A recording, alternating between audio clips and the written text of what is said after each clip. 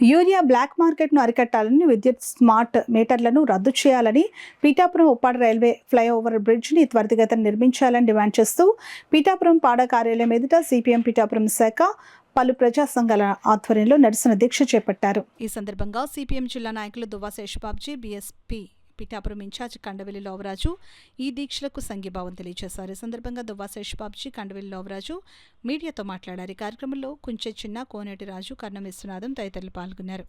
సరైన డ్రైనేజీ వ్యవస్థ లేదు, మురుగునీటి పారుదల సౌకర్యం సరిగా లేదు.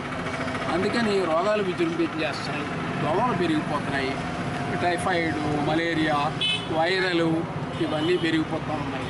అందుకని ఈ డ్రైనేజీ వ్యవస్థ బాగుపడాలి అన్నట్టయితే నిధులు పెంచాలి, సిబ్బందిని పెంచాలి, బాధ్యత పెరగాలి, ఈ పని చేయాలని కోరుతున్నాం.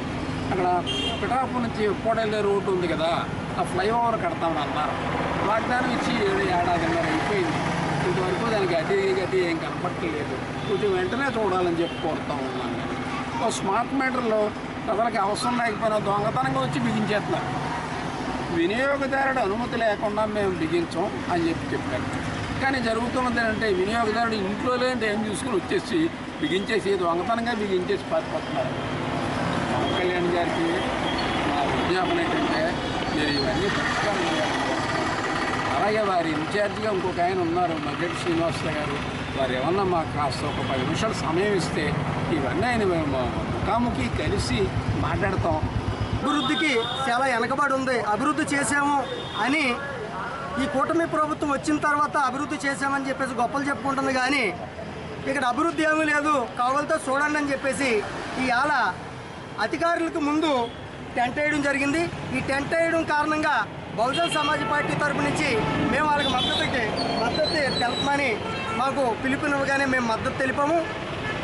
ఈ పిఠాపురం నియోజకవర్గంలోనే ప్రతిదీ కూడా పిఠాపురం నియోజకవర్గ ప్రజలు ఈ వచ్చిన డిపార్ట్మెంట్లకి అందరికీ కూడా లోగు అయిపోయారు. ఎందుకంటే ఈ ప్రభుత్వాలు ఏవైతే వస్తున్నాయో వాళ్ళు ఏం చెప్తే అదే పనిచేస్తూ ఉన్నారు అధికారులు.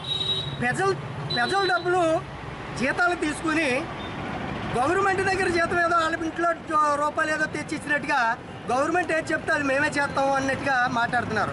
ప్రజలు పన్నులు కట్టి మీకు జీతాలు ఇస్తుంది ప్రజలు పోషించలేదు మిమ్మల్ని. మీరు పని చేయకపోతే పక్కకు తప్పుకోండి, మేము పని చేసుకుంటాం, మీరు తీసుకుంటే జీతాలు మాకు ఇవ్వండి అంతే తప్ప మీరు నియోజకవర్గంలోనే కాదు టౌన్లోనే కాదు ప్రతి అభివృద్ధి పనులకి కూడా మీరు ముందుకు వచ్చి పని చేయకపోతే మేమందరూ ఏకమవి మీరు ఎలాగైతే కూటమి అయ్యారో మేమంతా ప్రజలమంతా కూడా కూటమి అవి మిమ్మల్ని ఎక్కడ పెట్టాలో అక్కడ పెడతామని చెప్పేసి బహుజన్ సమాజ్ పార్టీ నుంచి తెలియజేసుకుంటున్నాను. జై భీమ్, జై భారత్.